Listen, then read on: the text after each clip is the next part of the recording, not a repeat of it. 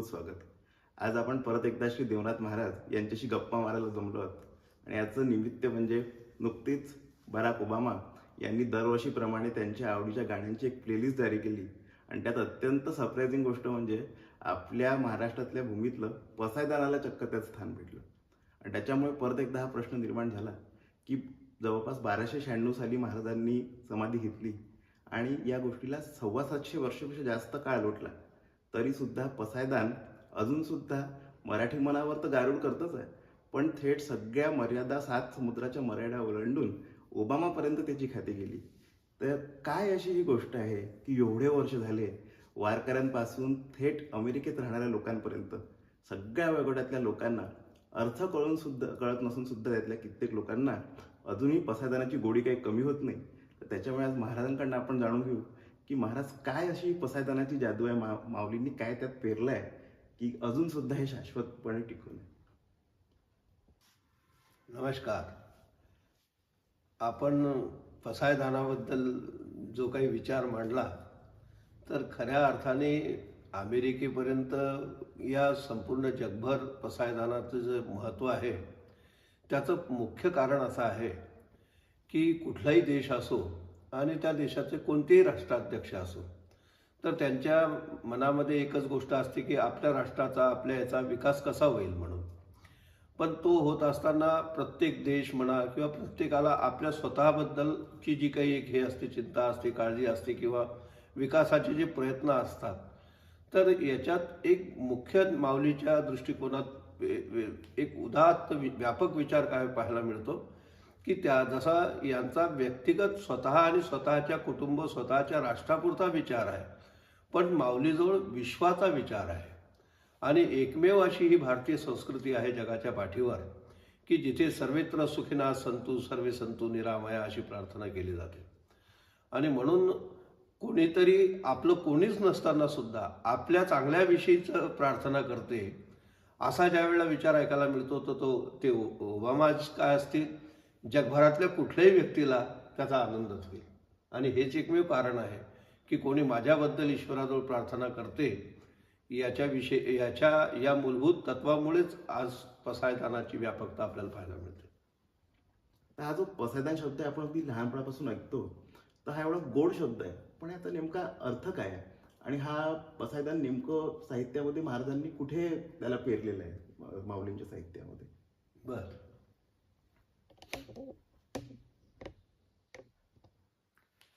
पसायदान या शब्दाचा अर्थ जर आपल्याला करायचा झाला तर तोही खूप मोठा व्यापक अर्थ आहे. त्या शब्दाच्या अर्थाकडे जाण्याच्या पूर्वी एक गोष्ट मी आधी अशी सांगू इच्छितो की वैदिक संस्कृतीमध्ये आपल्या ऋषींनी याच्या आधी जी प्रार्थना म्हटली ती संस्कृतमध्ये, ज्याला आपण आरती वगैरे सगळं आटोपल्याच्या नंतर मंत्रपुष्पांजलीच्या रूपाने यज्ञेन यज्ञमयजंत देवा स्थानी धर्माणी हे जे म्हणतो, ही पण एक विश्वव्यापक अशी प्रार्थनाच आहे. पण माऊलीने काय केलं की ही भाषा किंवा हे जाणणारे लोक कमी असल्यामुळे मराठी माणूस किंवा आपल्या भाषेला समजणारा आणि ही प्रार्थना सगळ्यांकडून व्हावी याच्यामुळे ही मराठीमध्ये पसायदानाच्या रूपाने प्रार्थना केली. आता या प्रार्थनेमध्ये जे काही विषय आहेत त्याच्याबद्दल वेगळी चर्चा करता येईल, पण पसायदान हे ज्ञानेश्वरीमधल्याच काही ओव्या आहेत ज्या त्याच्यातूनच, म्हणजे ज्ञानेश्वरीचाच एक भाग हा पसायदान आहे. आणि त्याच्यामध्ये ज्ञानेश्वर महाराजांचं जर हे करायचं झालं तर ज्ञानेश्वर महाराज काय होते, ज्ञानाचा सागर होते. आणि आपली वैदिक संस्कृती कशी आहे की जसं एखाद्याने गंगाजलामध्ये स्नान करावं, त्या पात्रात उभं राहावं, पात्रातलंच पाणी ओंजळीत घ्यावं, सूर्याकडे तोंड करून भास्कराय विद्महे मद्युतिकराय धीमहि तन्नो आदित्य प्रचोदयात म्हणून सूर्याला अर्ध्यदान करावं, पण नदीतल्या पात्रातलं पाणी घेऊन पात्रातच पुन्हा टाकावं. तसं माऊलींनी या ज्ञानसागरातल्याच ओंजळीभर ते जे काही हातामध्ये घेतलेलं पसामध्ये घेतलेलं आहे आणि ते तिथेच समर्पित केलेलं आहे.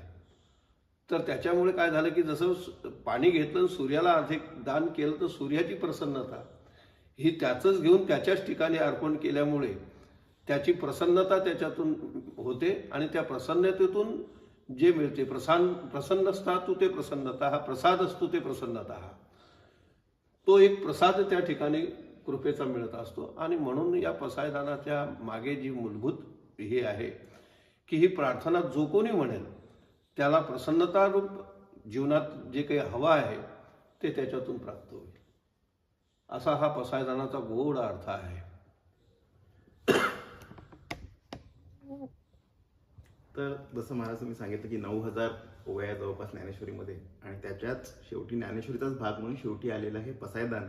हे पसाभर म्हणजे थोडं आपल्या उंदळीभर आणि प्रसन्नता देणार असं जो कोणी म्हणेल त्याला देणारं हे दान म्हणजे पसायदान.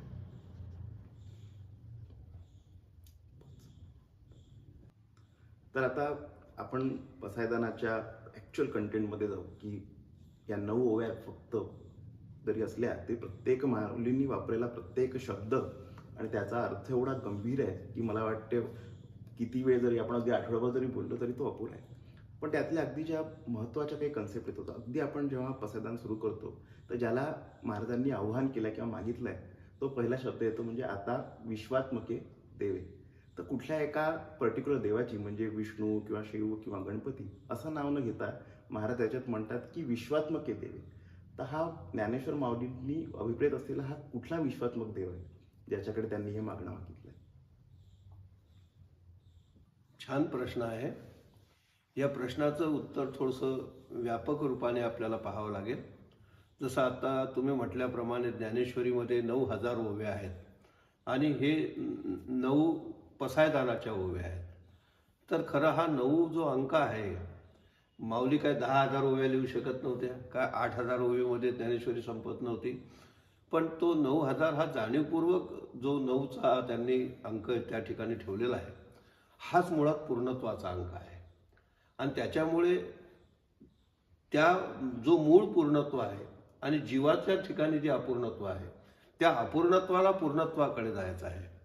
हा जो प्रवास आहे त्याला करायचा. म्हणून ओम पूर्णमदाः पूर्णमिदं पूर्णात् पूर्णमुदच्यते पूर्णस्य पूर्णमादाय पूर्णमेवावशिष्यते. म्हणून पसायदानाच्या माध्यमातून अपूर्णत्वाकडून पूर्णत्वाकडे जाण्याची, ती पूर्णत्व प्राप्त होण्याची जी प्रक्रिया आहे ती त्याच्यातून घडत असते. आणि म्हणून माऊलीने ह्या ओव्यांची अशा पद्धतीने काही रचना केली आहे.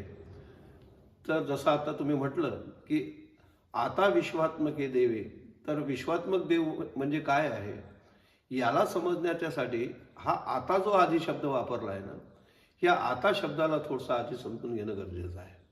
ते याच्यासाठी गरजेचं आहे की आता हे वर्तमान काळात येणारी गोष्ट आहे. म्हणजे माझं हे सगळं झालं, आता पुढे आता काय. दुसरी गोष्ट माऊलींच्या दृष्टिकोनातून त्याच्याकडे जर पाहायचं झालं तर असं पाहता येईल की मी माझ्या पूर्णत्वासाठी किंवा माझ्या अभिलाषा पूर्ण व्हाव्या याच्यासाठी आतापर्यंत जे जे प्रयत्न केले त्या प्रयत्नांची ही सगळी हे पाहता मी याच्याकडे गेलो, त्याच्याकडे गेलो, हे केलं, ते केलं, ते केलं, ते केलं. पण या सगळ्यांचा एक हे ज्यावेळेला मी पाहतो तर मला पुन्हा आता प्रश्न पडतो की आता काय. तर मला असं लक्षात आलं की ह्या सगळ्या छोट्या छोट्या छोट्या याच्यामध्ये होण्यापेक्षा मला आता तिथेच गेलं पाहिजे जिथे ही विश्वव्यापक ही गोष्ट आहे. आता विश्वात्मके देवे हा जो शब्द आहे या शब्दाची व्याप्ती एवढी मोठी आहे तर त्याला माऊलींच्या दृष्टिकोनातून आपल्याला पाहावं लागेल. साधारणपणे ढोबळमानाने विश्वात्मक देवाचा अर्थ लोक एक व्यापक, सर्वात्मक, सर्वदूर व्याप्त असलेल्या शक्तीच्या अनुषंगाने करतात की ही एक अशी शक्ती आहे, ईश्वर शक्ती, जी अव्यक्त आहे, निर्गुण आहे, निराकार आहे आणि ती सर्वदूर व्याप्त येन चराचरम किंवा गगन सदृशम, आकाश जसं सगळ्या दूर व्याप्त आहे तशी ती सगळ्या दूर व्याप्त असलेली किंवा हे विश्व ज्याच्याने व्याप्त आहे अशा या संपूर्ण विश्वाचं जे चैतन्य आहे तो विश्वात्मक. म्हणून त्याला असं कुठलं पर्टिक्युलर नाव न देता विश्वात्मक हा शब्द वापरला. पण एक दुसऱ्या बाजूने त्याचा जर विचार केला तर एक गोड अर्थ असा हातात येतो की प्रत्येकाचं एक विश्व असते. आपण म्हणतो बोलतामध्ये की तो त्याच्या विश्वातच मग्न आहे. तर ही विश्व एक संकल्पना जशी व्यापक आहे तसं शरीर सुद्धा एक विश्व आहे. प्रत्येक हे घर एक विश्व आहे, हे गाव विश्व आहे, असं करत करत मोठं संपूर्ण विश्व आहे. म्हणून विश्व संकल्पनेला खूप मोठ्या वेगवेगळ्या पद्धतीने मांडता येईल. मग हे शरीर जर विश्व आहे तर या शरीरामध्ये असलेला आत्मा तो त्याच्या आत असतो, म्हणून तो विश्वात्मक आहे. म्हणून एक प्रकारचा तो ब्रह्मवाचक शब्द पण आहे. बरं का, की माझ्या आतमध्ये असलेलं चैतन्य म्हणा का चराचरामध्ये व्याप्त असलेलं चैतन्य म्हणा, या दृष्टिकोनातून ती गोष्ट बोलतात आहे. त्याच्यातला तिसरा मूलभूत मुद्दा असा आहे की जर आपण थोडंसं ह्या घटनाक्रमाने जर गेलो तर ज्ञानेश्वरी ग्रंथ पूर्ण लिहून झाल्याच्या नंतर ज्ञानेश्वर महाराजांनी आपले सद्गुरू म्हणून, मोठे भाऊ म्हणून नाही, सद्गुरू म्हणून आपल्या निवृत्तीनाथ महाराजांच्या चरणाशी हा ग्रंथ अर्पण केला. आणि तो त्यांना अर्पण केल्यानंतर त्यांची जी प्रसन्नता झाली, त्या प्रसन्नतेतून ते जेव्हा त्यांना म्हणाले की कार बाबा तुला काय आशीर्वाद पाहिजे आता याचा, त्यावेळेला त्यांना जे काही मागणं मागितलं किंवा जी प्रार्थना केली ती आपण असं म्हणू की थोड्या वेळासाठी ते पसायदान आहे.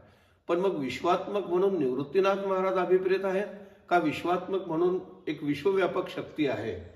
तर सद्गुरू काय आहे तर ब्रह्मानंदम परमसुखदम केवलम ज्ञानमूर्तीम धन्वादितम गगनसदृशम तत्वमत्स्यात, हे जे सद्गुरूचं वर्णन आलेलं आहे तर ते सुद्धा असेच व्याप्त आहेत. ते एखादी व्यक्ती म्हणून गुरु नाही, तत्व म्हणून त्या गोष्टीचा विचार करून. तर असं प्राथमिकदृष्ट्या लाक्षणिकदृष्ट्या असंच म्हणावं लागते की त्यांनी ही मागणी निवृत्तीनाथ महाराजांच्या चरणाशी केलेली आहे एक घटनाक्रमाप्रमाणे. आणि तेच निवृत्तीनाथ महाराज म्हणजेच अव्यक्त असलेलं परब्रह्म आहे. आणि त्या परब्रह्माच्या ठिकाणी केलेली वैश्विक प्रार्थना म्हणजे पसायदान आहे, असा विश्वात्मक शब्दाचा गोडार्थ आहे.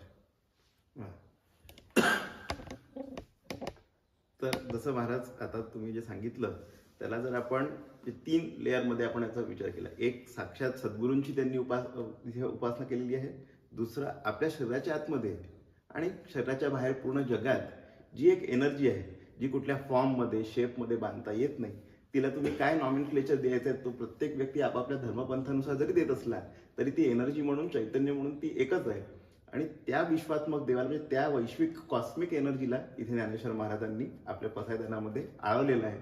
आणि ते स्वतः करता न करता जगातल्या सगळ्या लोकांकरता प्रातिनिधिक स्वरूपात त्यांनी आवाहन केलेलं आहे. तर तिकडनं मग माऊली समोर जाऊन पुढे म्हणतात की आता विश्वात्मके देवे येणे वागयज्ञे दोषावे. तर आता आम्ही जे आपण यज्ञ म्हणतो तर आपल्या डोळ्यासमोर जी संकल्पना येते ती जी आपण आतापर्यंत पाहिलेली आहे एखाद्या आपल्याकडे जेव्हा यज्ञ होतो तशी. पण हा वागयज्ञ शब्द जेव्हा महाराजांनी वापरलेला आहे तर हा वागयज्ञ काय संकल्पना आहे? माऊलींनी वागयज्ञ हा शब्द जो वापरला याच्यामध्ये पण खूप व्यापक अर्थ आहे. तो जाणून घेण्यासाठी आपण त्याला थोडासा विस्ताराने त्याचा विचार करू की जर या परब्रह्माला एक अव्यक्त निर्गुण निराकार अशा रूपाने जर मानलं तर तो शक्ती स्वरूप आहे असं म्हणता येईल. ऊर्जा शब्द वापरला म्हणजे एक पॉवर, एक शक्ती आली. आणि जर ती शक्ती आहे तर मग त्या शक्तीजवळ कुठल्या प्रकारचं मन, बुद्धी असं असण्याचं काही कारण नाही आहे. जसा अग्नी आहे फॉर एक्झाम्पल, एक ऊर्जा स्रोत आहे. त्या अग्नीमध्ये काही टाकलं तर त्याला जाळून टाकणे हा अग्नीचा स्वभाव आहे, गुण आहे त्याचा. तो त्या व्यक्तीला ओळखत नाही की कोण आहे, तो काय टाकतोय आणि काय नाही टाकत आहे. तसं ऊर्जा म्हणून जर विचार केला तर मग ही प्रार्थना जर आम्ही करतो आहे त्या अशा अव्यक्त निर्गुण निराकार परब्रह्माच्या ठिकाणी, तर मग ती प्रार्थना त्याच्यापर्यंत पोहोचेल का? आणि पोहोचेल तर त्यांना ती कळेल का? आणि मग ती जो प्रार्थना करतोय त्यांना ती शक्ती ओळखते का? त्याच्यावर कृपा करेल का? असे एक ना अनेक प्रश्न त्याच्यातून निर्माण होते. म्हणून इथे पुन्हा तोच मुद्दा समोर येतो की ती जी विश्वव्यापक शक्ती आहे परब्रह्म, जिला व्यक्त स्वरूपामध्ये जर कोणी आणला असेल तर ते संतांनी आणलेला आहे. बरं का, हा निर्गुण निराकार जो देव आहे याला सगुण रूपामध्ये असा कसा आहे तर असा आहे हे समोर आणलं ते संतांनी. आणि ज्ञानेश्वर महाराजांना तेच म्हणत आहे की ही जी व्याप्त असलेली जी चराचरातली ऊर्जा आहे ती निवृत्तीनाथ महाराजांच्या रूपाने माझ्या समोर आहे.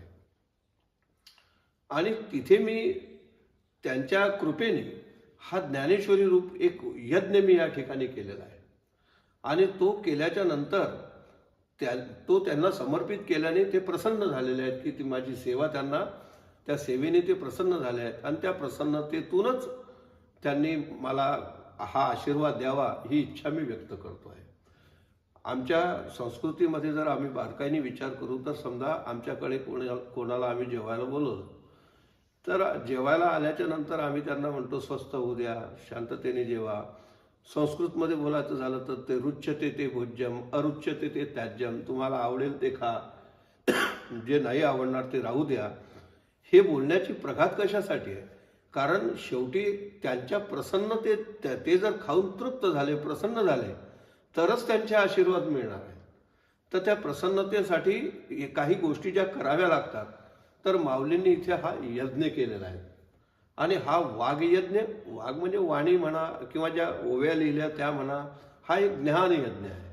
आणि हा ज्ञानयज्ञ माऊलींनी त्या ठिकाणी केलेला आहे. आणि त्याच्याने तुम्ही हे ज्या 9,000 ओव्यांच्या ज्या काही आहुती मी या यज्ञामध्ये हे केलेल्या आहे, प्रदान केलेल्या आहे, याच्याने प्रसन्न होऊन मला तुम्ही हा आशीर्वाद द्या, असा पसायदानाच्या मागचा दृश्य हेतू आहे.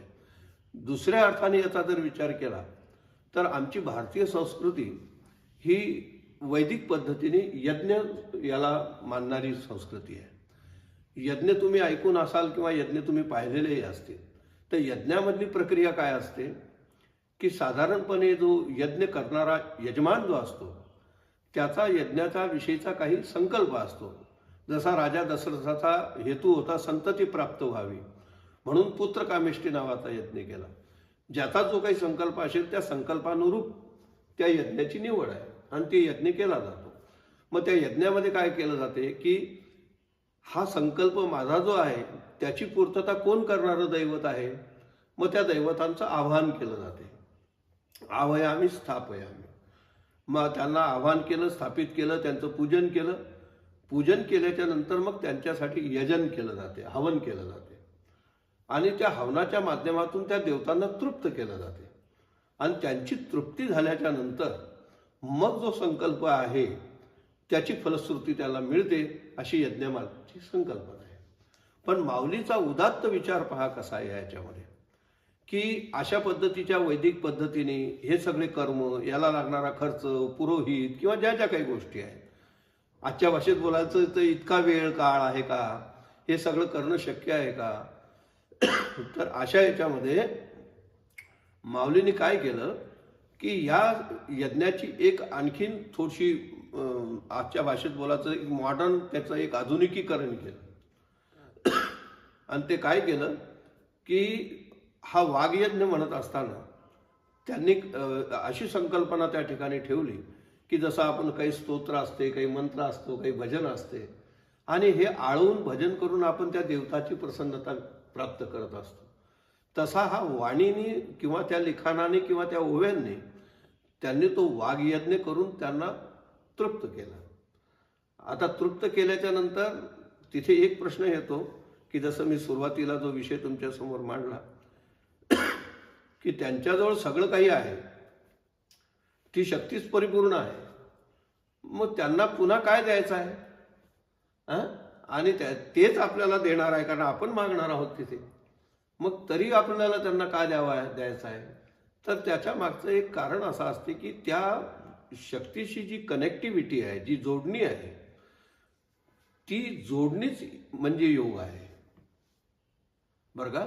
त्या टू जॉईन हिम, त्याला आपल्याला जुळणे आहे. मग काय होते की हा जीव आहे ते ब्रह्म आहे. मग जीव काय आहे? ममे वंशो जीव लोके जीव भूता सनातना. जीव त्याचा अंश आहे आणि तो परब्रह्म आहे, त्याचाच अंश आहे, म्हणजे हाही ब्रह्मच आहे.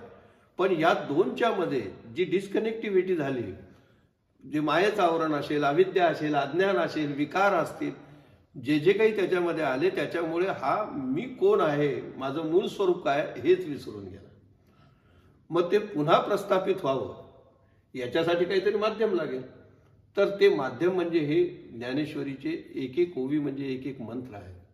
आणि ते मंत्र याच्यासाठी आहे की माऊलीने ज्यावेळेला ज्ञानेश्वरीची सुरुवात केली तो ओम नमो जी आद्या असं म्हणत त्याला पहिले ओंकारच लावला, आणि ज्याच्याही पुढे ओंकार लागतो तो पुढे मंत्र होऊन जातो. ओम नमो भगवते वासुदेवाय, ओम लागला मंत्र झाला. तसं पूर्ण ओव्या म्हणजे ओंकार आहे. आणि याच मंत्रांचं यजन त्या ठिकाणी झाल्यामुळे त्या विश्वात्मक परमेश्वराची प्रसन्नता त्याच्यातून होणारी साहजिक आहे. आणि म्हणून या विश्वात्मक देवाची प्रार्थना करताना त्यांनी या पद्धतीचा एक सुलभ, सोपा, सामान्य जीवांना करता येईल असा, म्हणजे कोणीही हे पसायदान म्हणावं आणि त्याच्याशी जुळून जावं. आणि हे पसायदान जो कोणी म्हणेल त्याच्यावरती ती कृपा निश्चित झाल्याशिवाय राहत नाही. इतकं सहज सोपं करून दिलेलं पसायदानाचं महत्व आहे. तर जसं महाराज तुम्ही सांगितलं आता की जो एनर्जीचा सोर्स आहे चैतन्याचा, तो बाहेर असलेला हा विश्वात्मक देव, आणि ज्याला त्याची गरज आहे तो मनुष्य हा सुद्धा त्याचाच जरी अंश असला तरी त्याची एनर्जीची कनेक्टिव्हिटी तुटलेली आहे. आणि ती आता पुन्हा जर बांधायची असेल तर त्यातले जे वेगवेगळे प्रयोग आपल्या शास्त्रात सांगितले यज्ञासारखे, त्यातला माऊलींनी त्याला त्या काळानुरूप सोपं करून वाघ यज्ञ म्हणजे ज्ञानेश्वरीच्या रूपात त्याला बसवलं. आणि ते पसायदान ही ती कनेक्टिव्हिटी करून देण्याची एक प्रकारचा मंत्र आहे की जे तुम्ही म्हणा आणि त्यात जे सांगितलं ते आचरण करा, म्हणजे तुम्ही सुद्धा ती एनर्जी तुमच्यामध्ये मिळवू शकता. तर सगळ्यात पहिले माऊलींना जर आठवण कोणाची झाली असेल तर ही मागणी करताना तर ती खळांची. तर पुढे माऊली म्हणतात की जे खळांची व्यंकटी सांडव त्या सत्कर्मी रती वाढव. तर शब्दशः अर्थ जरी समजायला सोपा असला की जो वाईट माणूस आहे त्याचं वाईट पण जाऊ दे आणि त्याला सत्कर्मामध्ये रती लागू दे, पण हा खळ जो महाराजांनी यात सांगितलेला आहे, कारण माऊली कुठलाही शब्द उगाच वापरत नाहीत, तर याच्या मागे काय त्यांना सांगायचं होतं की ही कुठल्या प्रकारच्या लोकांबद्दल ते बोलत होते? माऊलीच्या भाषेत याचा विचार करायचा झाला ना, तर मी आत्ता जसं थोड्या वेळापूर्वी म्हटलं की जीवाच्या आणि ब्रह्माच्या मध्ये जसं माया, अविद्या, अज्ञान हे काही शब्द मी जसे वापरले ना, तसं माऊलीने या जगाकडे ज्या वेळेला पाहिलं त्यावेळेला माऊलीच्या लक्षात आलं की हे तर नैसर्गिकरित्या आलेले या गोष्टी आहेत, पण इथे आल्याच्या नंतर यांच्यामध्ये घुसलेले जे आणखीन जे काही आहेत, तर त्याच्यामुळे जे काही विकार आलेले आहेत त्याच्यातला हा एक खळ प्रकार त्यांनी सांगितला. हा खळ समजून घ्यायचा असेल तर एक छोट्याशा उदाहरणाने आपण समजून घेऊ की जसं सीतेचं स्वयंवर सुरू आहे आणि तिथे बरेचसे लोक त्या यज्ञमंडपामध्ये जमलेले आहेत, लग्न झालेले आहेत, ज्यांना 2-2, 3-3 राण्या आहेत असेही लोक आहेत, काही तरुण राजकुमार आहेत, सगळ्या वयोगटातले लोक तिथे आहेत. आता हे काही बघायला आले, काही पार्टिसिपेशन करायला आले. तर जे हा धनुर्याग सुरू आहे तर 2 राजे एकमेकांशी बोलत आहेत की का हो हे मोठमोठे रावणासारखे आणि मोठमोठे धुरंधर लोक आपली ताकद आजमून गेले, पण कोणाकडून हे धनुष्य मोडत नाही. मग हे जर नाही मोडलं तर मग काय करायचं आता, तुमचं काय मत आहे? ते म्हणले सगळ्यांना हात आजमून पाहू द्या, नाही जमलं तर आपणही ट्राय करून पाहू. म्हणजे थोडक्यामध्ये यांची जी वृत्ती आहे ही की तुझं लग्न झालेलं आहे, तुझं वय झालेलं आहे, तुला 3 राण्या ऑलरेडी आहे, तरी सुद्धा जर मिळत असेल तर करून पाहायला काय हरकत आहे. ही जी एक मनोवृत्ती समाजामध्ये विकृत रूपाने पाहायला मिळते, हे असे लोक खळ असतात. की जसा कापडामध्ये खळ असतो की नाही, तो खळ काढल्याशिवाय ते कापड जसं व्यवस्थित होत नाही, तसं या बाबतीत आहे की ही वृत्ती जोपर्यंत असेल तोपर्यंत हा वरतून जरी दिसत असला माणूस असा छान, तरी याच्या आतमध्ये ती कामना, ती वासना एक अशी धरून बसलेली असते की तो त्या गोष्टीसाठी कुठेतरी हे करत असतो. आणि अशा लोकांच्यामुळे मग जे काही कार्यभाग आहे तो विस्कळीत होतो किंवा तो त्यांना प्राप्त होत नाही. मग या दृष्टिकोनातून तिथे खळांची व्यंकटी म्हणजे यांचा जो वाकडेपणा आहे, म्हणजे हे सरळ काम कोणतंच आता तिथे चाललाय ना यज्ञ, तुम्ही पाहायला आलाय ना, पाच बसा, पण यांचं असं थोडंसं की वाकडं काहीतरी चांगलं याच्यामध्ये, तर हा यांच्यातला असा वाकडेपणा जाओ किंवा यांच्यातला खळ निघून जाओ, ही मनोवृत्ती स्वच्छ हो आणि आपल्या कल्याणासोबत दुसऱ्याच्याही कल्याणाची किंवा दुसऱ्याचंही चांगलं हो अशी चांगली इच्छा निर्माण हो, ही प्रार्थना त्याच्यामागे आहे. जर आपण म्हणजे आपल्या आजच्या काळात जर समजून घ्यायला गेलो तर जर विश्वशांती जर हवी असेल तर त्यात जे लोक वाईट मनोवृत्तीचे आहेत तर त्यांची जी वाईट मनोवृत्ती आहे तिच्या जो वाकडेपणा जो आलेला आहे तो काढून तो जर सरळ करून दिला तर ते जर सरळ झाले तर आपोआप पूर्ण समाज त्या याने सरळ होईल असं माऊलींनी मागितलेलं दिसतंय. तर जे खळांची व्यंकटी सांडो तया सत्कर्मी प्रति वाढो आणि भूता परस्परे पडो जडो मैत्र मैत्र जीवांचे. तर आपण जर पाहिलं आपला जो अनुभव आहे तो असाच आहे की परस्परे प्रेम तर आपल्याला कुठे दिसतच नाही. म्हणजे अगदी कुटुंबापासून तुम्ही ज्या कुठल्या संस्थेत काम करत असाल ते पासून म्हणजे आंतरराष्ट्रीय स्तरापर्यंत तर एकमेकांमध्ये प्रेम नाही आहे. उलट पक्षी कॉन्फ्लिक्टच जास्त आहेत आणि त्याच्यामुळे सगळीकडे आपल्याला उद्विग्नता दिसून येतं. तर माऊलींना ही जी त्यांनी मागणी केलेली आहे तर त्याच्यामागे त्यांचा काय विचार की हे कसं होऊ शकतं, एकमेकांचं प्रेम कसं काय त्यांना घडेल. ठीक, खूप छान प्रश्न विचारला तू. मला वाटते की आजच्या 21व्या शतकातल्या तरुण मुलींनी याच्यावर नक्की विचार करावा. कारण इथे आता जसं मी खळ आणि याच्याबद्दल जो बोललो की तया खळाची व्यंकटी सांडो तया सत्कर्मे रती वाढो, आहे की नाही. तर याच्यामध्ये काय होते की जिथे हा वाकडेपणा निर्माण होतो ना, जसं लोखंड आहे, काही झालं वाकडं झालं तर त्याला तोडून टाकणे हा इलाज नाही आहे, त्याला ठोकून सरळ करता येते आहे. मग जर सरळ करता येते तर तो प्रयत्न पहिले झाला पाहिजे, आहे की नाही. म्हणून डॉक्टर नाही का जोपर्यंत गोळीने बरं होते आहे तोपर्यंत ऑपरेशन कशाला करायचं, ही जी एक विचारधारा आहे ती त्याच्या मागे पाहायला मिळते.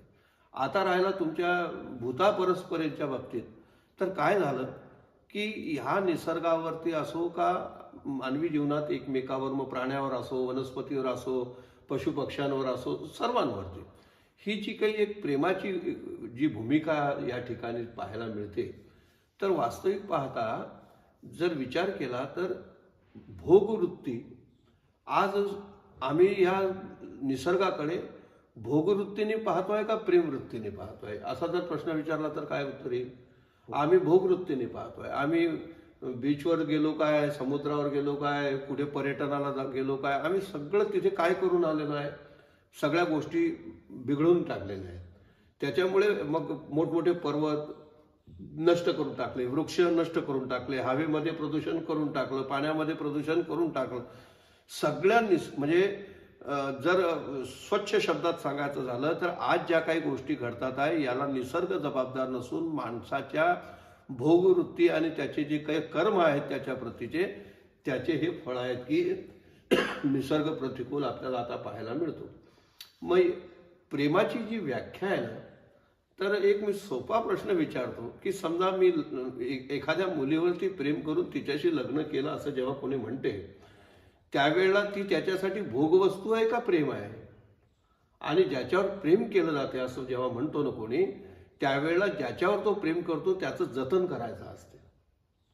माझं या घरावर प्रेम आहे म्हणून मी या घराला झाडतो, स्वच्छ ठेवतो, त्याची रंगरंगोटी करतो, केअर घेतो, याला प्रेम म्हणतात. म्हणजे जपणे हे प्रेम आहे, त्याला भोगणे हे प्रेम नाही आहे. आणि आज जे काही पाहायला मिळते त्या प्रेमाच्या व्याख्येखाली ही जी भोगवृत्ती पाहायला मिळते, म्हणजे थोडक्यात मी त्याला विकृती म्हणेल की ती जी विकृती पाहायला मिळते ती ज्ञानेश्वर महाराजांना त्यावेळेला ज्ञात होती की प्राण्यांना, पक्ष्यांना यांनी हे खाण्याचे भक्ष्य आहेत म्हणून मारून टाकले. आज काय परिणाम झाला, ऋतुचक्र म्हणजे वाघ वाचवा, सिंह वाचवा, मोर वाचवा, चिमण्या डोळ्याने दिसत नाही, हे सगळे जे काही दृश्य आज तुम्हाला पाहायला मिळतात आहे हे त्याच्यातलं प्रेम आपलं निसर्गाचं नष्ट झाल्यामुळे या गोष्टी आहेत. म्हणून विश्वात्मक देवाची कल्पना मांडताना मी आज असं सांगेल की जसं विश्वामित्र ऋषींनी रामाला आणि लक्ष्मणाला आपल्या इथे नेलं, वास्तविक पाहता तिथे वसिष्ठ कुलगुरू होते, त्यांच्या पाठशाळेत ते शिकू शकत होते, पण विश्वामित्राच्या पाठशाळेत जाण्याची काय गरज होती. तर आणि वसिष्ठही पाठवतात की जा यांना तिथे जाऊ द्या. तर या विश्वाच्या सोबत विश्वाची मैत्री सांगणारे विश्वामित्र ऋषी जे होते, तर त्याच्यानंतर जर कोणी विश्वाचं मित्र म्हणून जगाच्या समोर आला असेल तर त्यांचं नाव माऊली ज्ञानेश्वर महाराज आहे. की आता वास्तविक पाहता देव त्यांना भेटलाय, प्रसन्न त्यांना झालाय, पण विश्वावर असलेल्या प्रेमापोटी ते विश्वासाठी मागतात आहे. हे वैश्विक प्रेम आहे. त्या प्रेमाच्या याच्यामध्ये खूप मोठी व्यापकता आहे आणि ते प्रेम याच वेळेला सिद्ध होते. मी अजून एक गोष्ट आवर्जून या ठिकाणी सांगून देईन की लोक करू द्यात कितीही प्रयत्न, देवाजवळ पूजा करू द्या, त्यांना काय व्रतवैकल्य करू द्या, काय वाटेल ते करू द्यात त्यांना त्यांच्यासाठी. मी त्याच्याने ते त्यांची इच्छित पूर्ण व्हावी प्रार्थना करेन. पण मला एक गोष्ट अनुभवाने कळलेली आहे की ज्या वेळेला मी देवाच्या समोर हात जोडून उभा राहतो त्यावेळेला मी माझ्यापेक्षा माझ्या व्यतिरिक्त असलेल्या इतरांच्या कल्याणाची कामना त्याच्याजवळ जेव्हा करतो त्यावेळेला माझ्या कल्याणाची प्रक्रिया आपोआप सुरू होते. आणि ही जी कमंडूक वृत्ती आहे, मी आणि माझ्या पुरतं, याच्यातून ज्ञानेश्वर महाराजांनी लोकांना एक व्यापक दृष्टिकोन दिलेला आहे की तू याच विश्वाचा एक घटक आहे. पाऊस पडला तर तुझ्याही शेतावर पडेल, पण नाहीच पडला तर काय करशील. म्हणून सगळ्यांच्यासाठी सर्वेत्र सुखिनः सन्तु ही पुन्हा पुन्हा माऊलीची जी घोषणा आहे ही ह्याच्यासाठीच महत्वाची ठरते.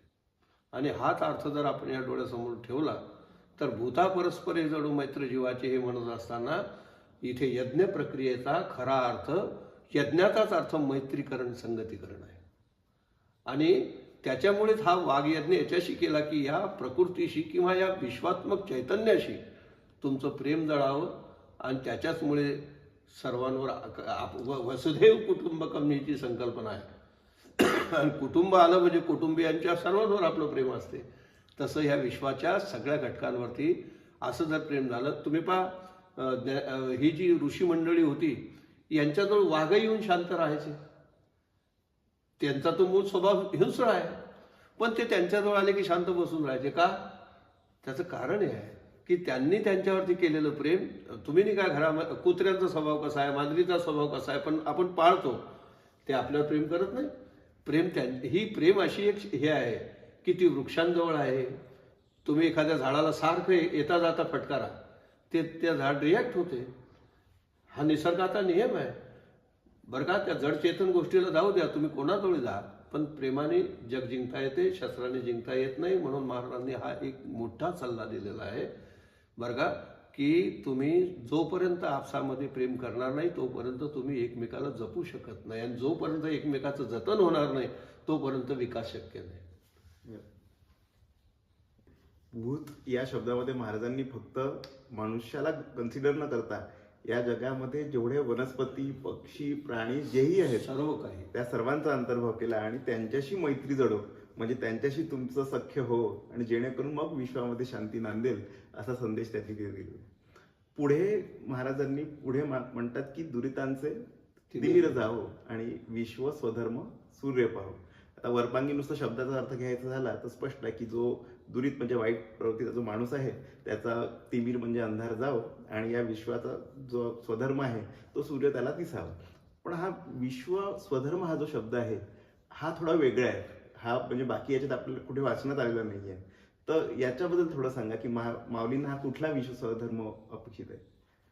दुरिताचे तिमिर जावो आणि मग विश्व स्वधर्म सूर्य पाहावा असा शब्द आहे. तर हा दुरित शब्दाचा एक अर्थ असा आहे की जसं तुम्ही वाईट प्रवृत्तीचा म्हटला तर तिथे एक असाही अर्थ घेतला गेला पाहिजे की जे दुरावलेले आहेत, है की नाही. आता वाल्मिकाचं उदाहरण सांगता येईल. तो त्याच्या कुटुंबाच्या ठिकाणी त्याच्या याच्यात ठीक होता, पण तो ज्या पद्धतीचा आचार होता दुरावलेला होता त्याच्यापासून. नारद आले, त्याला एक विचार दिला, परिणाम काय झाला, दुरीत गेलं. जे वाईट कर्म होतं ते त्यागलं गेलं. आणि जो हा तिमिर म्हणजे केवळ अंधार असा अर्थ नाही, तिथे अज्ञान अभिप्रेत अर्थ आहे.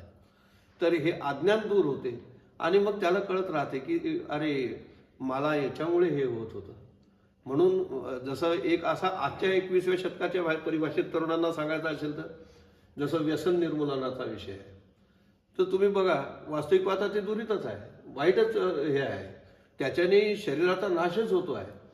पण हे याच्याने असं होते आहे, त्याच्यावर लिहिलेलं आहे, खाणाऱ्यालाही माहिती आहे की याच्याने असं होते, तरी सुद्धा तो तसं करतो. तर त्याच्या मागे माऊलीने त्याला हृदयाशी धरून ही गोष्ट सांगितलेली आहे की तू याच्यावरती नीट विचार कर की तुला हे पुन्हा पुन्हा मिळणार नाही. दिस इज द गोल्डन ऑपॉर्च्युनिटी बरं का.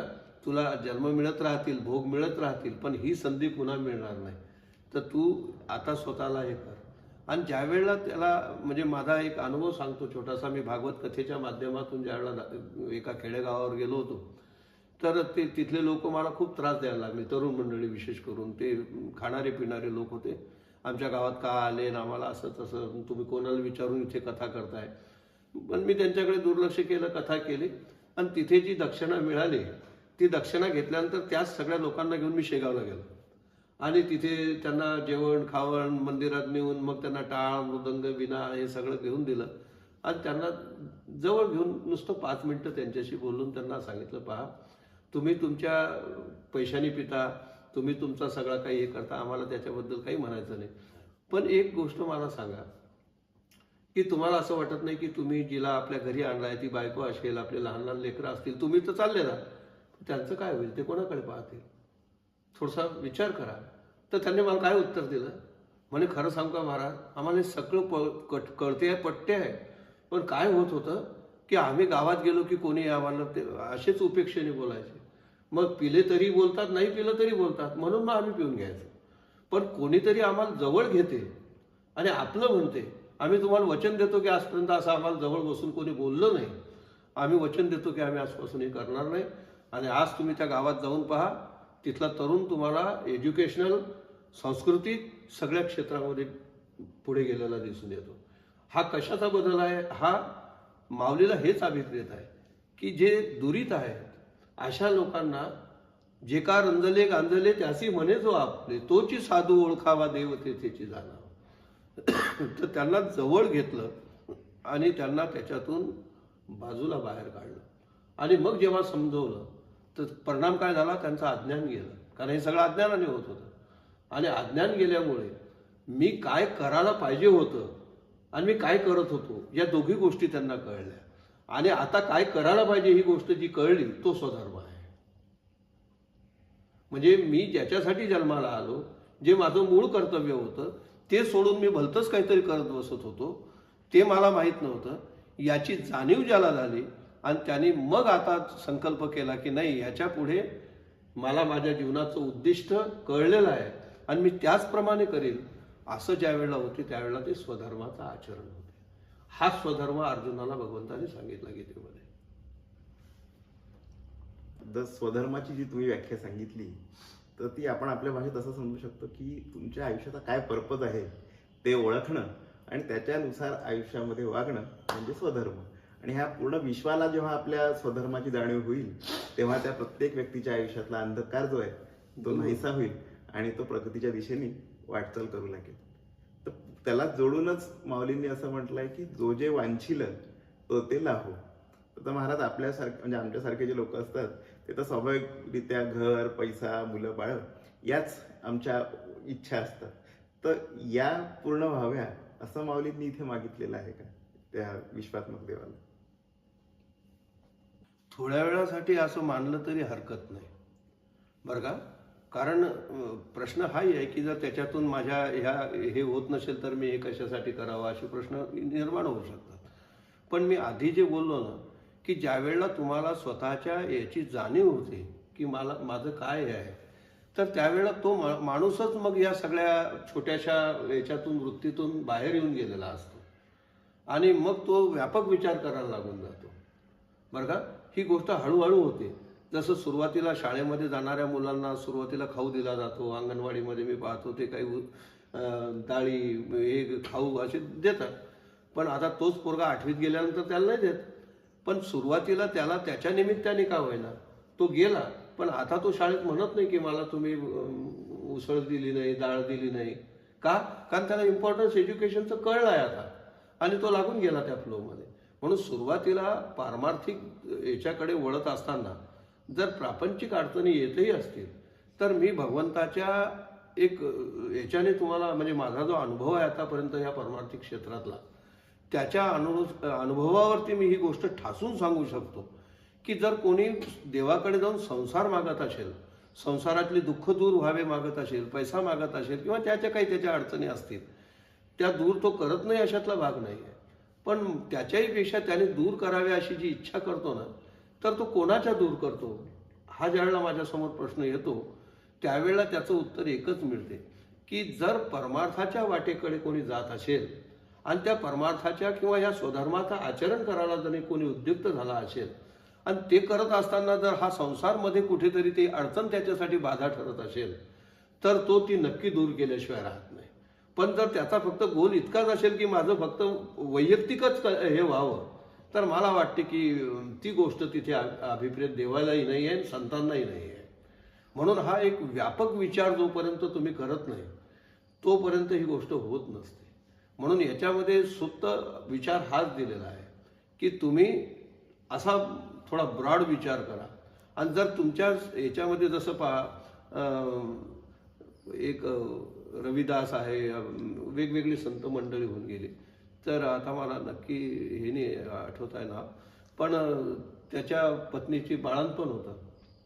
तर देव तिथे त्याच्या नंदेचं म्हणजे बहिणीचं रूप घेऊन तिथे आले आणि हे वारीला निघून गेले होते. आता वास्तविक पाहता यांचं घरी राहणं आवश्यक होतं, पण मी वारी टाळू शकत नाही, बायको जो थांबणार नाही. पण ते वारीला गेले, पण देव त्यांच्या घरी येऊन त्या नंदेचं रूप धारण करून तिथे तिचं बाळंतपण करतात. ही घटना काय सांगते की तो प्रपंच त्यांच्या परमार्थात जर बाधा आणत असेल तर ते तिथे त्याच्यासाठी हे करतात. तुम्ही याचं उदाहरण पहा, चोखामेळाचं उदाहरण पहा. घराच्या भिंतीत पडली, त्याच्या खाली दबून मृत्यू झाला. वास्तविक आता एक ॲक्सिडेंटल मृत्यू आहे. पण नामदेवरायांना जेव्हा त्यांच्या अस्थी आणायला लावल्या, म्हणले हे इतकी हाडा ओळखाची कशी याची कोणते आहे, मग कानाला लाव ज्याच्यातून विठ्ठल येईल तो माझा चोखा आहे. तर सांगण्याचं तात्पर्य की कर्म प्राधान्यामध्ये ज्या वेळेला तो पारमार्थिक क्षेत्राचा वाटचाल करणारा असेल, सात्विक वृत्तीने जाणारा असेल, तर अनन्याश्चिंतयन्तो माम ये जनापुरी वासते, हे भगवंताचा अभिवचनच आहे जीवाला की तू या मार्गाने चालशील. मला सांगा, अर्जुनाच्याच रथामध्ये का जाऊन बसले, दुसऱ्याच्या याच्यात का नाही गेले? कारण धर्मसंस्थापनाच्या कार्यामध्ये जर तो भाग होत असेल तर तुझ्या याच्यातली कोणत्याही बाधा दूर करासाठी मी हजर आहे. पण हे लोक आमच्या संसारातल्या बाधा दूर कर, आम्हाला तुझ्याशी काही घेणं देणं नाही आहे. तुला आम्ही 5 नारळाचं तोरण बांधू, तुला पावशेर पेढे देऊ, तर पावशेर सत्यनारायणचा प्रसाद करू, हे असे आमिष त्याला दाखवतात. उलट त्याला सत्यनारायणच्या प्रसादाशी काय करायचं आहे? तो कुठे खातोय तुमचा प्रसाद? प्रॅक्टिकल विचार केला तर एकच गोष्ट सिद्ध होते. आता जसं तुम्ही कंपनीत काम करता, कंपनी तुम्हाला लॅपटॉप देते आहे, मोबाईल देते आहे, गाडी देते आहे, फॅसिलिटी देते आहे. व्हाय? कशासाठी? तुम्ही कंपनीचं काम करताय म्हणून. तुम्ही उद्या कंपनीचं काम बंद करा, तुमच्या फॅसिलिटी बंद होते. बस हा नियम लावून टाका तिथे की तुम्ही त्याच्या कार्यासाठी तुम्ही जर तयार आहात तर तुमच्या कार्यासाठी तो पण योगक्षेमम वहाम्यम असं वचनच आहे. त्याच्याबद्दल काही वेगळं सांगण्याची गरज मला वाटत नाही. आणि अशाच माणसाच्या सर्व इच्छा पूर्ण कराव्या निश्चित मागणी केली. तर आता पुढे माऊली जे म्हणतात की वर्ष तर सकाळ मंगळी ईश्वर निष्ठांची मांदी आहे. तर या ओवीमध्ये महाराजांनी कोणाला नेमकं अभिप्रेत, त्यांना कुठला अर्थ अभिप्रेत आहे? पर्यंत माऊली आल्याच्या नंतर पसायदानामध्ये ज्या क्रमाने एक ओवीचा जर आपण एक सिक्वेन्सने जर अर्थ लावत गेलो तर इथून जसं पूर्वार्ध तसा एक उत्तरार्ध असा दुसरा भाग पाहायला मिळतो.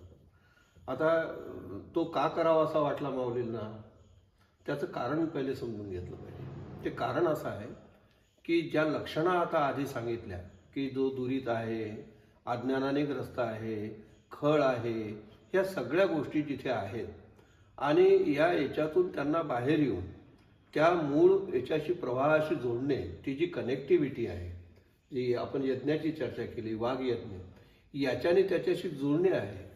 पण मग हे यांना जमेल का? किंवा ही ॲटोमॅटिक प्रोसेस आहे का? किंवा हे कोणी करून देईल का? कारण यांना कोणीतरी करून देणारं पाहिजे. तर त्याच्यामधलाच हेतू महाराजांनी साधला की जसं लग्न मुलगी मुलाची कोणाची असो, मुलगा कोणाचाही असो, पण तो संबंध जोडून देणारा कोणीतरी मध्यस्थी असतो, तसं जीव आणि ब्रह्म या दोघांचा संबंध पुन्हा प्रस्थापित करण्यासाठी जी भूमिका असते त्याला सद्गुरू किंवा संत म्हणतात. आणि म्हणून माऊलींनी निवृत्तीनाथांच्या चरणी जी प्रार्थना केली ती ही याच्यासाठीच की हे लोक असे आहेत, पण यांना हे असं करायचं आहे आणि हे असं व्हावं ही प्रार्थना मी तुमच्याकडे करतो आहे. किंबहुना त्याच्यासाठीच मी वाघ यज्ञ हा केलेला आहे. तर हा जो काही उदात्त त्यांचा हेतू आहे, तर त्याच्यामधून एक गोष्ट प्रामुख्याने पाहायला मिळते, ती मला आधी सांगायची आहे आणि मग आपण पुढच्या ओव्यांचा आपण मागोवा घेऊ.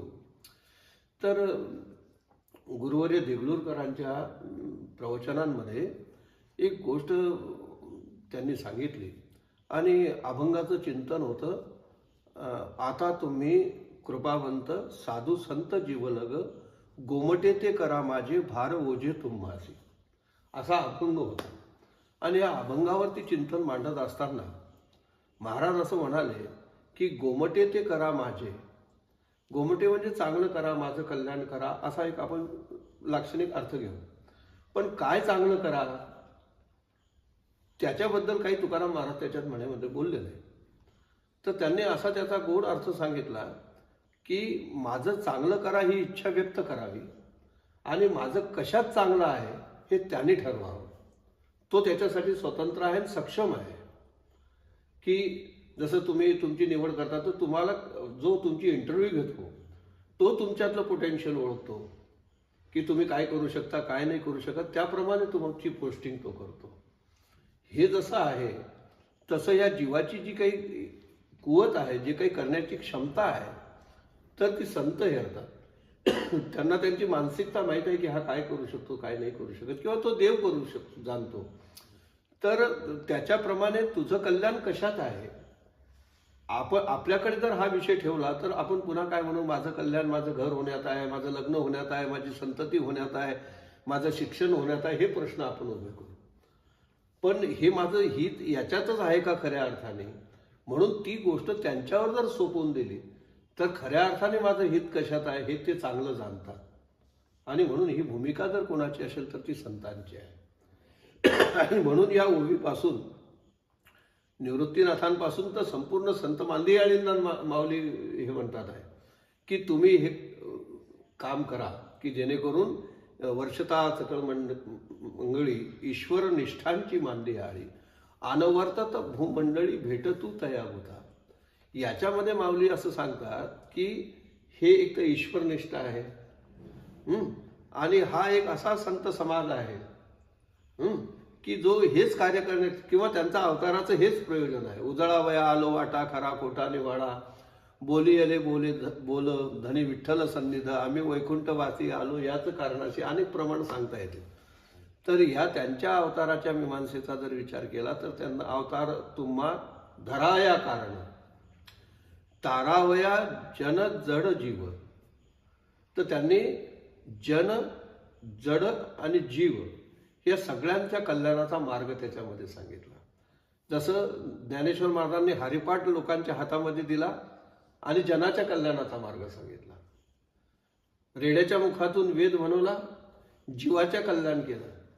अचेतन जड भिंत चालवली, जडाचं कल्याण केलं. थोडक्यामध्ये सगळ्या संतांचा जर अभिप्राय पाहिला तर ह्याच पद्धतीने दिसून येतो. आणि म्हणून अनवर्तत भूमंडळी भेटतू तया होता. जर ह्या अशा लोकांनी अखंड त्याच्याशी असं पद्धतीचं अखंड अनुसंधान जर त्याच्याशी ठेवून राखलं, म्हणजे मी माझं चांगलं व्हावं ही इच्छा घेऊन त्या याच्याशी मी जर एकनिष्ठ एक संघ जर जुळून राहिलो, तर मला असं वाटते की महाराजांचं असं म्हणणं आहे की त्या मार्गावर निघाल्याच्या नंतर आपण शोधत बसण्यापेक्षा तेच आपल्याला शोधत येतात. जसं ध्रुव निघाला देवाला प्राप्त करण्यासाठी, पण तो निघाला घरातून 6 वर्षाचाच पोरगा आहे, पण नारद येऊन त्यांना भेटले. तर संत आपल्याला शोधत येतात, आपल्याला भेटतात, मार्गदर्शन करतात आणि त्या याच्यापर्यंत घेऊन चालतात, असा त्याचा गोड अर्थ आहे. म्हणून महाराजांनी ह्या सोबत सोबत पूर्वलक्षणामध्ये ही गोष्ट सांगितली, पण ही कशी होऊ शकते याचं समाधान उत्तरार्धात सांगितलेलं आहे. बरोबर. आपल्या आमच्या भाषेत त्याला समजून घ्यायला गेलो तर महाराज असं म्हणतायत की जर हे असे ईश्वरनिष्ठ, म्हणजे ज्यांना त्या ऊर्जेचा प्रत्यक्ष अनुभव तर आलाच आहे पण ते सिद्ध झाले आहेत, असे हे ईश्वरनिष्ठ, अशा लोकांसोबत जसा एखादा बिझनेसवाला कस्टमर सोबत कंटिन्युअस एंगेजमेंट ठेवतो तर त्याचं बिझनेसमध्ये कल्याण होतं, तसं त्या ईश्वरनिष्ठांसोबत जर तुम्ही अनवरत म्हणजे कंटिन्युअस एंगेजमेंट जर ठेवली तर तुमच्या आयुष्यात सतत मंगळ जे आहे ते सतत वर्षात येत असं. खरं आहे. तर आता इकडनं जेव्हा आता आपण पुढच्या ज्या 2 ओव्या आहेत याच्यामध्ये जी वर्णनं आलेली आहेत ती ऐकायला तर मोठी सुंदर वाटतात. म्हणजे शब्दांच्या याने जर पाहायला गेलं आपण की चिंतना चिंतामणीचे गाव आणि चला कल्पतरूचे तुमचे आरव चेतना चिंतामणीचे गाव आणि बोलले जे अर्णव पियुषांचे. आणि त्याच्या पुढे जाऊन जे म्हटलं आहे की चंद्रमा जे अलांछन मार्तंड जे तापहीन ते सर्व सदा सज्जन सोयरे होतो. तर या 2 ओव्यांमध्ये जो महाराजांनी शब्दांची अशी काही सुंदर उधळण केली आहे तर त्याचा थोडा अर्थ समजून सांगा आणि मग त्याच्या मागचा काय भावार्थ माऊलींना हवे तोही थोडा सांगा. निश्चित. याच्यामध्ये एका बाजूने जिथे संतांची लक्षणं सांगितली आहे तिथे जीवाला हे पण सांगितलं आहे की जसं एखाद्याला कल्पतरूचा वृक्ष मिळाला तर तो एक मिळेल आणि कल्पलेलं देईल. पण इथे तर कल्पतरूचे आरव म्हणजे खूप मोठं उद्यानच आहे, एक नाही, असे अनेक आहे. तर आता तुम्ही बघा, आजच्या परिभाषेत सांगायचं झालं तर आपल्या देशाची संख्या 130-135 करोडची आहे. पण याच्यात शास्त्रज्ञ सायंटिस्ट किती आहे बोटावर मोजण्या इतके आहे. पण त्यांच्या संशोधनाचा उपयोग सगळ्या जगाला आहे की नाही, म्हणजे सगळ्या देशाला, पूर्ण राष्ट्राला त्याचा लाभान्वित होत आहे. तशी ही जी संत मंडळी आहे, ही जितकी मंडळी आहेत त्यांच्या माध्यमातून शेवटच्या स्तरापर्यंतच्या माणसापासून तर परमार्थिक याच्यापर्यंत सर्वजण त्याच्याने लाभान्वित होतात. असे ते कल्पतरू आहेत, जे कल्पतरू म्हणजे जी इच्छा हे करू संसारामध्ये चिंता, काळजी, डिप्रेशन, फ्रस्ट्रेशन, टेन्शन हे सगळं घेऊन बसलेले जे लोक आहेत त्यांच्यासाठी म्हणतात की तू काय चिंता करतो, अरे इथे तर चिंतामणीचे गाव आहे. एखाद्याला काय एक चिंतामणी सापडावा सगळ्यांसाठी. नामदेवरायांच्या इथे त्यांच्या याच्यामध्ये पत्नीला एक अशी बातमी माहिती पडली की परीस मिळाला एखादा, तर त्याने तो परीसमणी घरी आणला, सोनं केलं, सगळं पक्वान्य केले. महाराज आले, म्हणले हे आज कसं काय आपल्या घरी इतकं सगळं? म्हणले हा परीसमणी आपले हे पालटलं. म्हणले कुठे दाखव. तो घेतला, नदीमध्ये फेकून दिला. अरे म्हणले हे काय केलं तू असं? तर तो ज्याने दिला होता तो मागायला आला, म्हणले माझा मणी द्या. म्हणले त्या नदीमध्ये फेकला. म्हणले आता त्या पात्रातून मी कुठे शकू? म्हणले तू पात्रामध्ये डुबकी मार, तुझ्या हातात जितकी वाळू येईल तितके परीसमणी. सांगायचं तात्पर्य असं की त्यांच्या चिंतामणीचे गाव त्यांच्या मुखातून निघाल्याच्या नंतर त्यांची आज्ञा ही जडांपासून तर चेतनांपर्यंत सगळेजण वंदनीय मानतात. आणि म्हणून महाराजांनी त्यांना चिंतामणीचे गाव. त्यांचं सहज बोलणे ही तर उपदेश. पियुष म्हणजे अमृत, अमृतासारखं मधुर वचन आहे त्यांचं. म्हणजे अमृत प्राशन करणं म्हणजे तरी काय, यांची जी समज आहे ना की अमृत म्हणजे एखादा लिक्विड पदार्थ असेल. पण लिक्विड पदार्थ असेल तर तो जिभेने चाखता येईल, पण अमृत जिभेने चाखण्याचा हे आहे का? तर म्हणले आता तुम्ही एखाद्या कथेमध्ये, प्रवचनात, कीर्तनात बसलेले आहे, मग आता तिथून मिळणारं जे ज्ञानामृत आहे ते तुम्ही जिभेने घेणार की कानाने?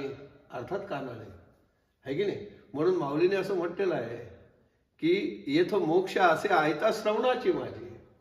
हे दिव्य विचार त्यांच्या मुखातलं हे अमृत आहे. पिबत भागवत रसामृतम. शुकदेवांच्या मुखातून भागवत आलं हे अमृत आहे. गीतामृत अमृत आहे. हीच अमृताची परिभाषा आहे.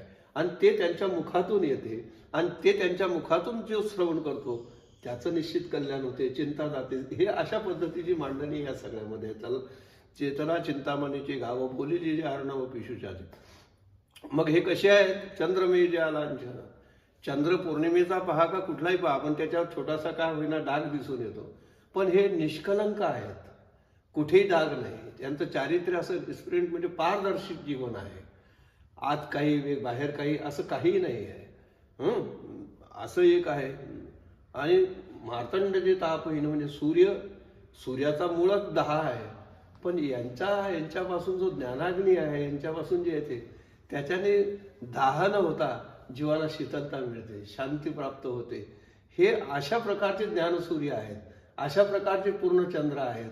असं वर्णन माऊलींनी या सगळ्या संत मंडळींचं केलेलं आहे बरं का. आणि प्रार्थना केली आहे की हे कार्य तुम्हीच करू शकता, आणखी कोणी नाही करू शकत. वा.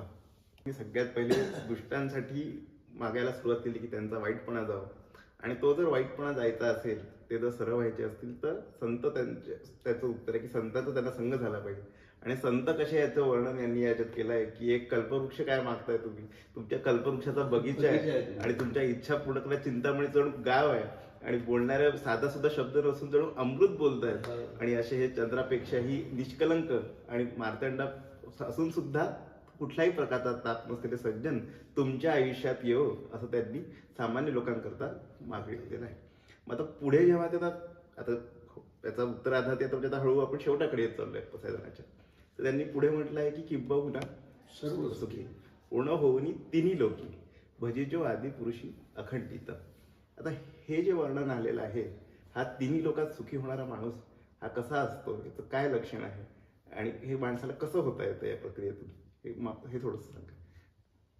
किंबहुना हा शब्द केव्हा वापरला जातो, म्हणजे बोलण्याच्या ह्याच्यामध्ये जिथे आपण हा किंबहुना शब्द वापरतो ना, तर त्याच थोडक्या सिक्वेन्सला डोळ्यासमोर ठेवून इथल्या किंबहुना शब्दाचा विचार जर केला, तर ह्या इतक्या गोष्टी ज्या सांगितल्या ना की हे असं असं आहे, हां, तर ह्याच्याहून किंबहुना याच्याही शिवाय पूर्ण सुख, सर्व सुखी आणि पूर्ण होऊनही तिन्ही लोकी, म्हणजे जी आता मी सुरुवात या पसायदानाच्या याच्यामध्ये जी सांगितली, अपूर्णत्वाकडून पूर्णत्वाकडे, हे जे पूर्णत्व त्याला हळूहळू जसं चंद्र कलेकलेने वाढत पूर्ण होतो, तसा हा एक प्रवास आहे.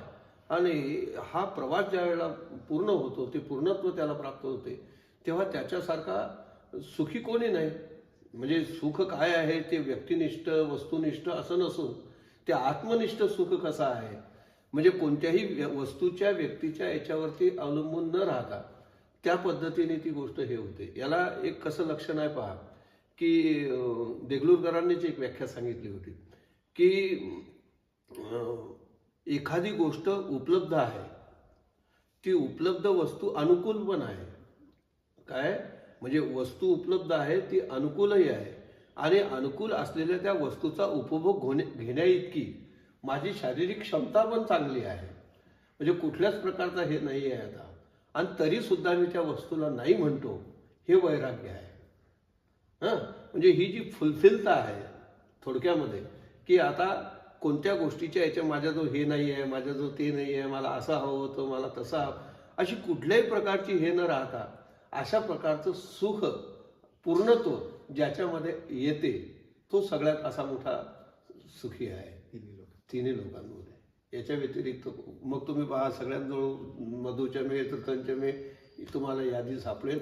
हा उदाहरणच घ्यायचं झालं तर एक छोटंसं उदाहरण सांगतो. तुकाराम महाराजांच्या 8 पिढ्या, म्हणजे विश्वंभर व आंबिलेंपासून तर तुकाराम महाराजांपर्यंत, याचा जर विचार केला तर यांनी कोणीच देवाजवळ काहीच मागितलेलं नाही आहे. वडिलांची रीत जाणत असे, काही देवाजवळ मागणं हे अनुचित, आम्हाला काही मागायचंच नाही देवाजवळ. मग काही मागायचं नाही तरी तुकाराम महाराज म्हणतात, मागणीचे अभंग आहेत त्यांचे, हेची दान देगा देवा, हेची व्हावी माझी आस. मग हे कोणासाठी आहे, तर हे सर्वांच्यासाठी. ज्ञानेश्वर महाराजांना हे मागताना स्वतःसाठी अभिप्रेत आहे का? नाही. इथे हा जो उदात्त हेतू आहे, मी तुझ्याजवळ व्यक्तिगत माझ्यासाठी काहीच मागत नाही. का नाही मागत? मला गरज नाही आहे असं नाही, माझ्या ठिकाणी ते पूर्णत्व आहे, ती शांती, परम शांती माझ्याजवळ आहे. पण तरी सुद्धा मी जर काही म्हणत असेल तर ती वैश्विक प्रार्थना आहे सगळ्यांच्यासाठी. हा उदात्त हेतू तिथे आपल्याला पाहायला मिळतो. बरोबर. आणि भजिजो आदी पुरुषी अखंडित. भजिजो आदी पुरुषी अखंडित असं म्हणताना आदी या शब्दामध्ये महादेव म्हणता येईल, विश्वात्मक देव म्हणता येईल, ज्या कुठलं ज्याचं काही श्रद्धेय जे असेल ते. तर याच्यामध्ये एक प्रकारची अखंडितता जी आहे ही जीवाने राखली पाहिजे. बरं का, तुमचं कार्यबाहुल्य कितीही असू द्या, पण तुम्ही थोडीशी जर त्या याच्यामध्ये जर हे ठेवली, कंटिन्युटी ठेवली, मग त्याच्यासाठी देवपूजा असेल, जप असेल, ध्यान असेल, योगा असेल, अनेक प्रकार सांगितले गेले. तर या माध्यमातून तुम्ही जर तो प्रयास सातत्याने जर करत राहिले तर ती गोष्ट सहज घडून येते. म्हणून जर तुम्हाला कुठे तुमची हे ठेवायचीच असेल तर ती कोणत्या व्यक्ती वस्तूमध्ये न ठेवता त्याच्या ठिकाणी ठेवा. हाच सुखाचा महामंत्र आहे. सर्व सुखाचे आगर बाप रुक्मा देवीवर. पण तुकोबाराय गाथा लिहायला ज्यावेळेला सुरुवात करतात त्यावेळेला पहिला अभंग लिहिताना हेच म्हणतात की समचरण दृष्टी विटेवरी साजिरी तेथे माझी हरिवृत्ती राहो. आनिक न लागती माईक पदार्थ.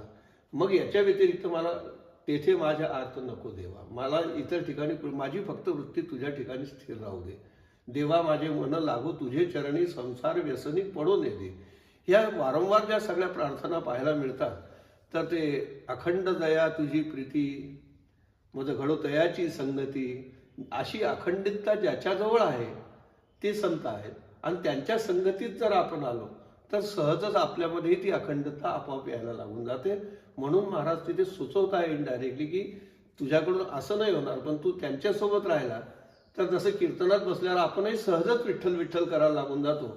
तर ती कृती त्याच्यातून घडत असते. आणि अशी भजी जो अशा पद्धतीचं भजन जो काही करत असतो महाराज म्हणतात की त्याला हे फळ प्राप्त झाल्याशिवाय राहणार नाही. बरोबर. त्यांनी या ग्रंथात जो कोणी लाभान्वित होतो आहे त्याच्याबद्दल त्यांनी म्हटलं की आणि ग्रंथ पजी विशेषी लोकी दृष्टादृष्ट विजय होवावेची. तर याबद्दल हा विषय जो म्हटलेला आहे हा अर्थ काय आहे तो थोडा सांगा. आणि त्याच्यानंतर दृष्टादृष्ट म्हणजे याच्यात नेमकी कोणाबद्दल महाराजांनी जो विजय अभिप्रेत केलेला आहे हा कुठला विजय? फार छान विचार आहे हा. इथे ग्रंथोपजीवी याचा अर्थ असा अभिप्रेत आहे की बघा ह्या एवढा 9,000 ओव्यांचा जो ग्रंथ माऊलीने लिहिला तयार केला याच्या मागचं काय प्रयोजन आहे? त्यांना व्यक्तिगत प्रसिद्धी हवी आहे, त्याच्यातून काही पैसा मिळणार आहे, अशा पद्धतीचा कुठलाच भाग नाही आहे. हे स्वच्छ आहे, स्पष्ट आहे. मग हे कोणासाठी आहे तर त्यांनी तोही हेतू स्पष्ट केला आहे पसायदानामध्ये. मग आता जर एखाद्याने आपल्यासाठी साधन निश्चित करून दिलेलं आहे की हे साधन तुम्ही वापरा, याच्याने तुमचं हे होईल, म्हणून मी माऊलीच्या वतीने, मी असा शब्द वापरतोय माऊलीच्या वतीने, माऊली तर माऊलीच आहे पण त्यांच्या वतीने मी हे वचनपूर्वक शब्द वापरतो आणि सांगतो माझे श्रोते जे काही हे ऐकत असतील त्यांना सुद्धा की तुम्ही आतापर्यंत अनेक उपाय केले आणि कराल भविष्यात, पण तुम्ही एक माऊलीच्या वचनावर विश्वास ठेवा. ज्ञानेश्वरीच्या रोज 10-5 ओव्या 10-5 मिनिटं तुम्हाला जशा जमतील जेव्हा जमतील तशा पद्धतीने तुम्ही वाचा. पहा, तुम्ही सुरुवातीला संसाराच्या प्रापंचिक अडचणीने जरी ग्रस्त असले तर तुम्हाला त्याच्यातलेही मार्ग सापडायला लागतील.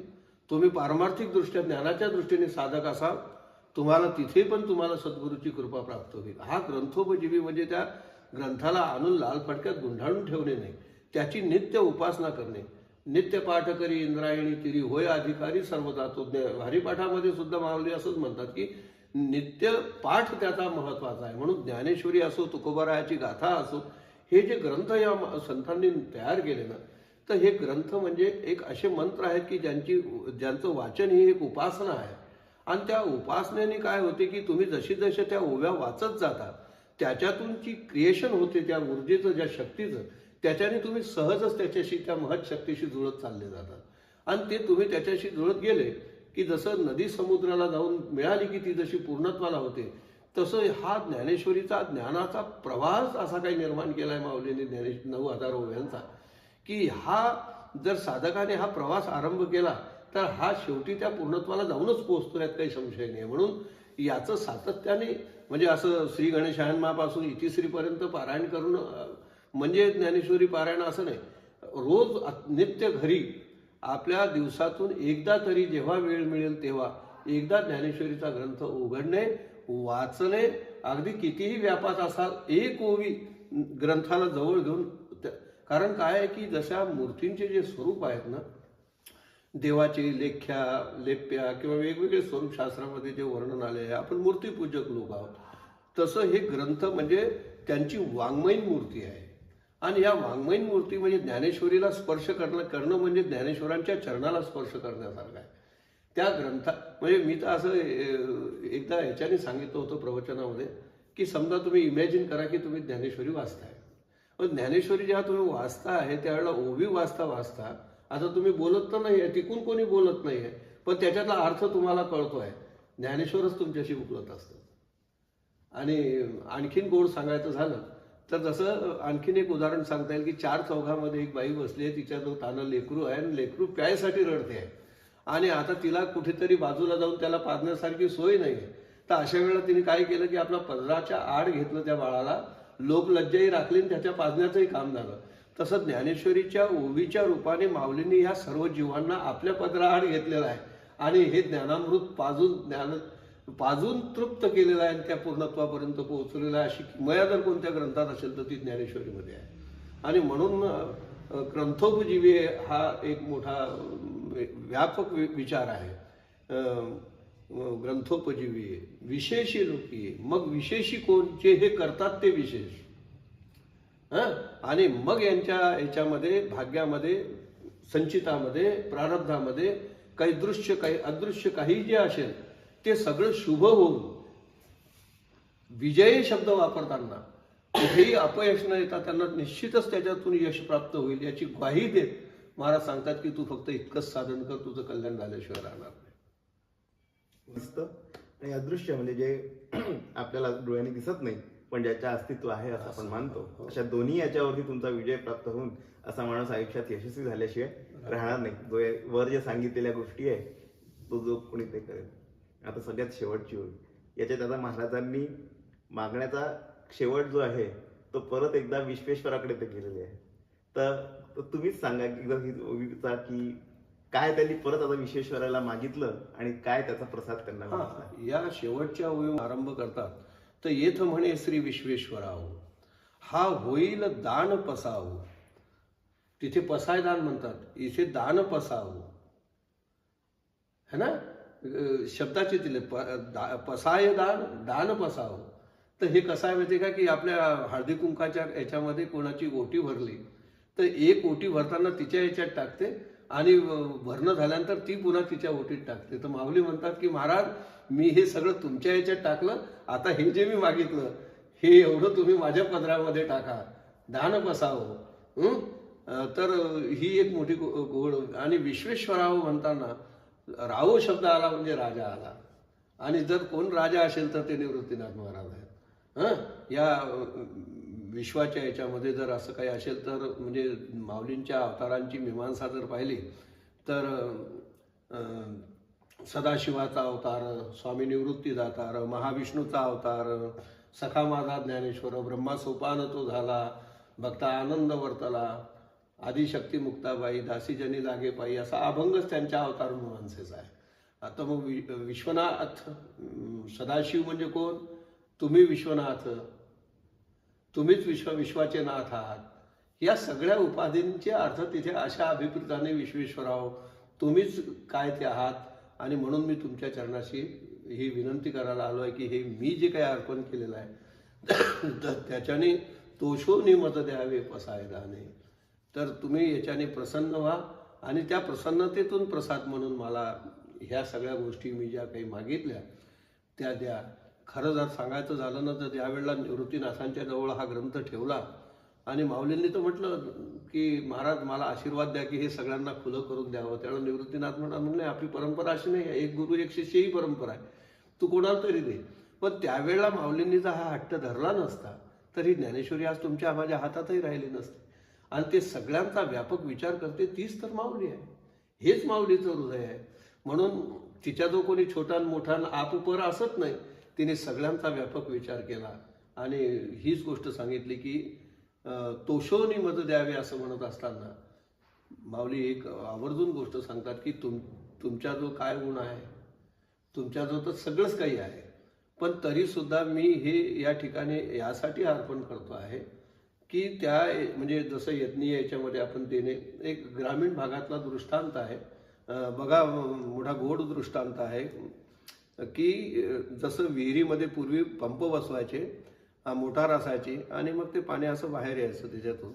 तर ते पाणी बाहेर येण्यासाठी तो शेतकरी काय युक्ती करायचा की पहिले त्या पाईपातून खाली पाणी सोडायचा आणि खाली असा एक फुटबॉल असायचा ज्याच्यातून पाणी खेचलं जाते वर, त्याला फुटबॉल म्हणतात, जमिनीची तळाशी असलेला. तर ते वरचं पाणी खालच्या पाण्यापर्यंत गेलं की ते खालचं पाणी आपोआप वर यायचं. तर ही प्रक्रिया का करावी लागायची ते खालचं वर येण्यासाठी वरतून खाली सोडणं गरजेचं आहे. तसं त्याच्याकडून माझ्याकडे काही यावं याच्यासाठी हे यजन महत्त्वाचं आहे. आणि माझ्याजवळ दुसरं काही असेल तर हा वाघयज्ञ हा मी केलेला आहे. आणि याच्याने तुम्ही तृप्त होऊन प्रसन्नतेने मला आशीर्वाद द्या की दुरिताचे तिमिर जाऊ, विश्वस्वधर्म सूर्य पाहू, जो जे वांछील तो ते लाहो प्राणीदात. ही मंगल कामना जगात विश्वात कोणी केली असेल तर ती माऊली ज्ञानेश्वर महाराजांनी केलेली आहे. बरोबर. आणि येणे ज्ञानदेव सुखी आला. म्हणजे आपल्या मुलांचं कल्याण झालं की माऊलीला याच्यापर्यंत काय दुसरं काहीच सुख असत नाही. तर मला वाटते हा खूप सुंदर असा अर्थ आपण पूर्ण उलगडून सांगितला. तर आता 750 750 वर्ष काय, मला वाटतं अजून हजारो वर्ष पर्यंत हा नुसतं ज्ञानेश्वरी हा ग्रंथच नव्हे, पण त्याच्यावर फक्त या 9 ओव्या ज्या अशा सिद्ध काही ओव्या तुम्ही सांगितल्या की या फक्त याचं पठण जरी माणसाने केलं तरी त्याच्या अंतःकरणामध्ये बदल झाल्याशिवाय राहणार नाही. आणि एका पर्टिक्युलर संकुचित मानसिकतेत न राहता की हा एक देव ही व्यक्ती असं न करता पूर्ण विश्वात जो व्यापक आहे अशा त्या एनर्जीचं जे स्वरूप आहे त्याला माऊलींनी मागितलं की या वाईट माणसांचा जो वाईटपणा आहे तो जाऊ दे, त्याच्या आयुष्यामध्ये असे संत येऊ दे की जेणेकरून त्याच्या वृत्तीमध्ये हा बदल होईल आणि त्याचं कल्याण होऊन दृष्टाचा पूर्ण विजय त्याला भेटो. आणि हे त्याचं भलं झालं, त्याचं चांगलं झालं असा आशीर्वाद भेटला म्हणून स्वतः माऊलीच सुखी झाले. असा अत्यंत प्रासादिक अशी तुम्ही याची मी तर असं म्हणेल की अजून ही प्रसन्नता माऊलीच्या ठिकाणी अशीच यावी याच्यासाठी आपण माऊलीचे पाईक म्हणून माऊलीला असं अभिवचन आजच्या निमित्ताने दिलं पाहिजे की माझ्याकडून कदाचित ज्ञानेश्वरी हे होणार नाही, पण एक भारतीय, एक महाराष्ट्रीयन किंवा असं म्हणून माझी जबाबदारी आहे की जसं सगळे आरती वगैरे झाली की आपण मंत्रपुष्पांजली म्हणतो तसं सगळ्या कार्यक्रमाच्या शेवटी पसायदान म्हणण्याची पद्धत आहे. तर प्रत्येक भारतीय माणसाने हे पसायदान म्हणावं. आणि या पसायदानाच्यामुळे जेव्हा सामूहिक प्रार्थना होते, जसं कलेक्टरच्या समोर जर सगळे मॉपमध्ये जर काही आंदोलन घेऊन गेले तर त्यांना सगळ्या आणि एक घेऊन गेला तर ही एक सामूहिक प्रार्थना ज्या वेळेला होते त्यावेळेला तो विश्वव्यापक भगवान सुद्धा कृपा करतो.